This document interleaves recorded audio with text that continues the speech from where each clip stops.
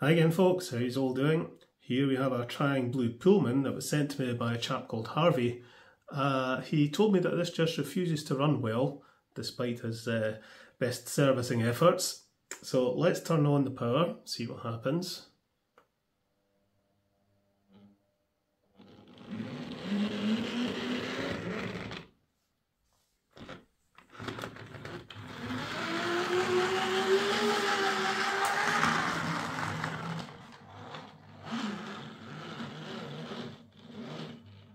So yeah, that's not running too well, and it's also got the old Triang wheels, which are going to have arguments with my points. But let's get it into the shed, and we'll see if we can get it running a bit better. Alrighty ho, telling you it's no summer anymore, it's getting colder. Let's get a look at this. I haven't looked at a Triang Blue Pullman before. It's very light actually, it feels like it should have some weight in there. Condition of this is it's okay, there's a lot of play wear on it. Some of the black paint's peeled away there, might touch that up actually. This has got one of those motors, I can't remember the X number off the top of my head. It's got the horrible serrated wheels with big flanges. So I'm going to grind those down to make them smooth and make the flanges smaller. The wheels on the rear bogie appear to have been replaced with more modern metal ones, and it looks like somebody's had a go at fitting pickups, which is a good idea. So I think we'll try and fit some pickups onto this using guitar string, but these wheels, the axle is insulated. So I've got some of these I've got a live axle, so these are much better to use. Put these in, and then I can just put a guitar string onto each axle.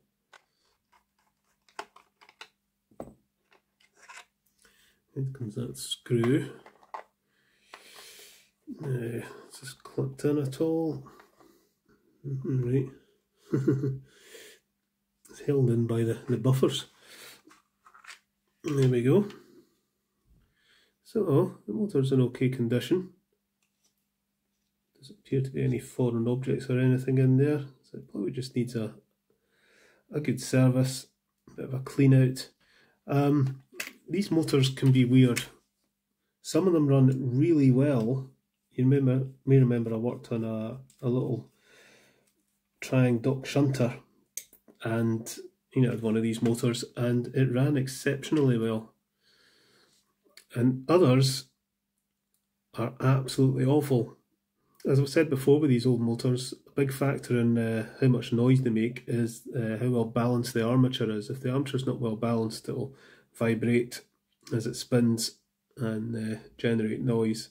Need to do a wee bit of rewiring on this, I think. I'd like to replace that red wire. It's not in good condition at all, and that's a very bad join there. This shouldn't be exposed. This should be insulated. So if it touches the chassis there, it'll cause a short. So yeah, a bit of work to do to the wiring. So let's take this to bits. We've got all the metal bits and bobs into the sonic cleaner. I've got a new sonic cleaner. Talk about that another time, but my old one packed in, and I've decided to just get another one. It's a slightly bigger one, but it's another DK sonic. Go. Comes off. Do these screws. So yeah, I'm going to grind down these wheels. A lot of people had suggested doing it, but they just said if you got a bench grinder or something, you can grind them down, or a grinding tool on your rotary tool. But I didn't like the idea of it, because I thought, how do you keep it perfectly round? But I've got a few spares of these, so I had a wee go at pulling one off. Where is it? Here it is here. And that will fit into my rotary tool, so I can spin the wheel and just hold a grinding stone onto it. And you can see there I've ground that one down quite a bit, got rid of the serrations. Alrighty ho. I'll take this out, so that'll then come out all together. Magnet out, that out. just comes apart. Undo these clips. Pyoing. Where did that go? There it is.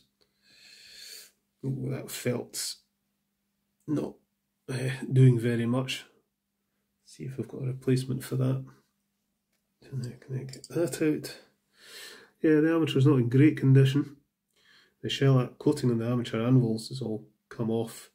I don't have any shellac, but I think I'll give these a good couple of coats of varnish. There should be ball bearings in here.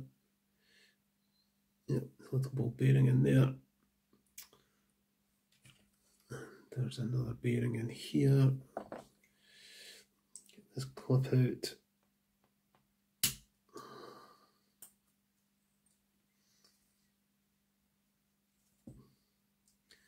Another bearing with a little ball bearing. So all these metal bits and bobs we're going to put in the sonic cleaner, which has got clock cleaning fluid in it. Oh, I don't like that. It's kind of hanging by a thread. Get that off of there. And we'll get the solder braid on here just to get rid of that solder.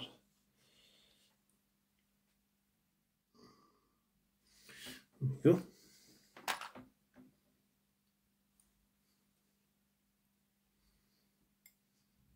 Right, so that's going to go in the sonic cleaner as well. We're going to rewire that. So all those bits and bobs will go into the sonic cleaner for about 20 minutes. And I shall go and get some lunch. So my brushes, bearings and other metal bits and bobs have been in the sonic cleaner, all nice and clean. So I'm going to put some varnish on the anvils of this armature, just to replace that shellac that's fallen off. We'll put a couple of coats on. Right, we'll sort these wires out a bit. We'll just get rid of that old red wire. And we shall replace it. Strip some of that. Wrap that around there.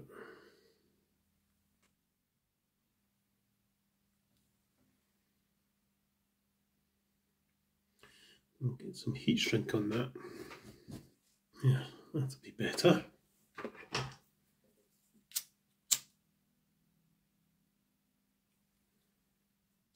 This is just hanging by thread, and this needs to be insulated, so I'm going to put a new piece of wire from there to the pickup and a wee bit more insulation there.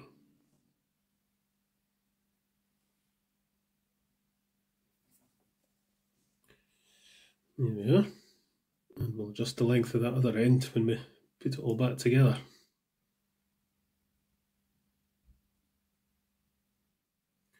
Okay, we'll need to let that dry off, and then we'll start to put this back together. See how the motor runs. Once we get the motor running okay, we'll grind the wheels and we'll fit the extra pickups, and that should be that. But it's nearly beer o'clock, so I'll come back to this tomorrow. Alright, okay, next day. We'll get this motor back together and see how it runs. See if we need to do any tweaking to the worm gears. But once we get this running okay, we'll get the wheels ground and then we'll get the extra pickups installed. So we'll give this a scoosh out. And I'm going over with the manky brush. We'll give the wheels a bit of clean. And give the commutator a clean, which actually isn't that bad. Just get some T-cut on it.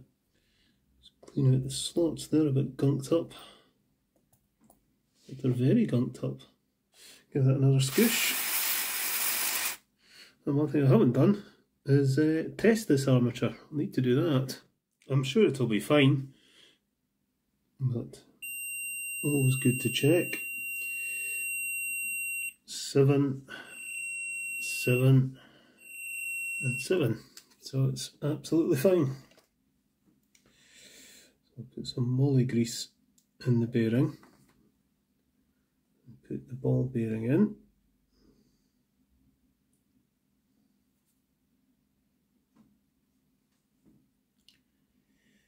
So that wants to go on the end there. I think it's held in place with this clip.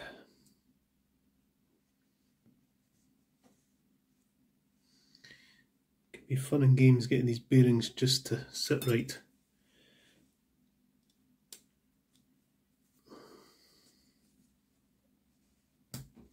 So that's it clipped in. That's in position. Get that over there.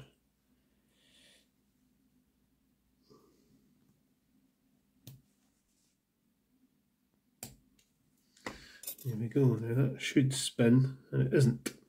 That's just because these bearings are not lined up.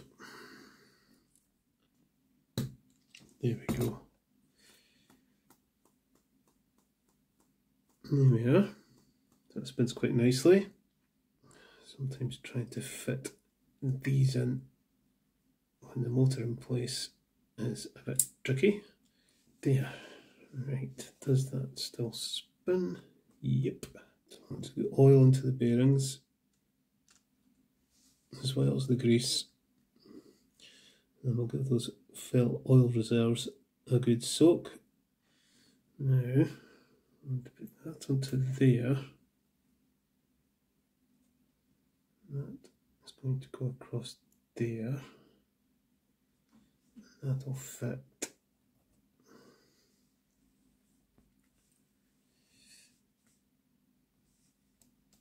There, like so. If we fit the brushes, it'll help keep it all together. There's one brush in, another. Right, I'll be taking this off again to remagnetise it, but I just want to trial fit this and get an idea of how this actually runs. Okay, we shall remag it. That's in there. Give that a couple of blasts, and that should be done. So that wants to go up there.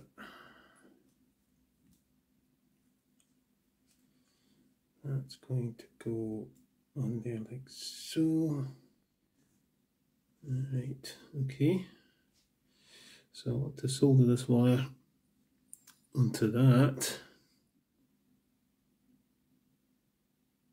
There we go.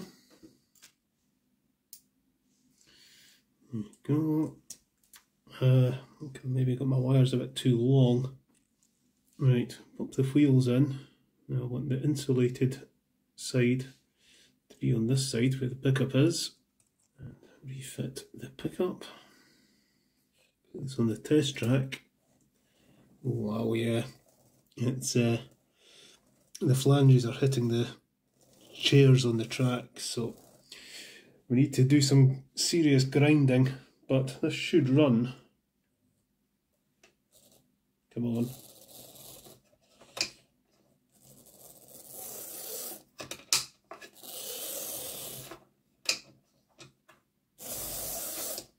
Yeah, I think once we grind the wheels, it will be okay. So I'm pulling off the wheel that's got the plastic bush. It's always easier to come off than the one that's uninsulated and just fits on with the spline. So that comes off easy enough. And then we pop that into the chuck of my rotary tool. Tighten it down.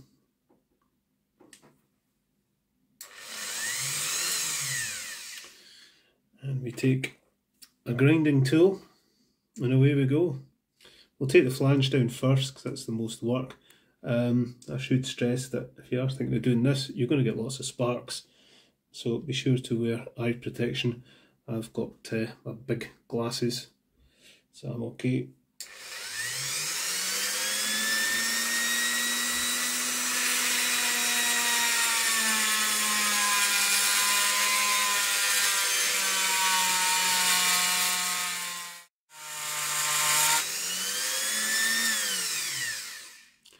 15 now. I think that'll be okay. I think 15 will do.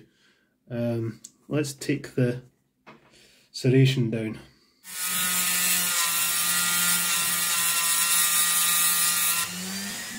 So there we go. That's now been turned. You can still see some of the serration actually. I might give it another wee going over yet, just to make sure. So to do this loose wheel, I need to mount it into the rotary tool. Now I'm not going to take this wheel off. This is the uninsulated wheel that's held onto the axle by the little axle splines. I don't want to remove that, so I can't put it on there, but I've got a spare axle that we shall temporarily mount it on, like so, and then we can put that into the rotary tool. So it takes a bit of time, but there we are. These are all ground smooth and the flanges reduced. Tell you something we didn't do. Let's get a wee bit of grease onto the worm gears.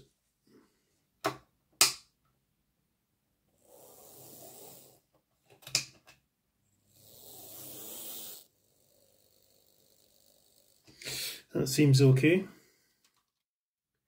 Okay, so just to keep the length of this video down, I haven't filmed installing the guitar string pickups, but I'll show you what I did. It wouldn't have made very good viewing, to be honest, just me fiddling about with wires. So here's the new wheels installed. These have live axles, and they're set so one is insulated on this side and the other one has the insulated wheel on this side. So I can install the pickups to touch the axles as I've done there. So this is just a bit of guitar string. It's a top E string off an electric guitar, and it's wrapped around that screw, which is screwed in place through this terminal, and the wires are soldered to the terminals. Because it's very difficult to solder to guitar string and it gets a bit messy. So that's the way I do this now. You could use a washer as well, but these little terminals are good because you can get a good connection. The wires are then routed along here to the motor. The black wire is soldered to there, and the red wire is spliced into this wire here. So that's picking up from both rails. So if I put that rear bogie on the track, turn on the power, it should power the motor. Like so. Pop that on there. This was glued on, had to prise it off, but it'll stay in place once the body's on, I think. If not, I could re-glue it. But there we go.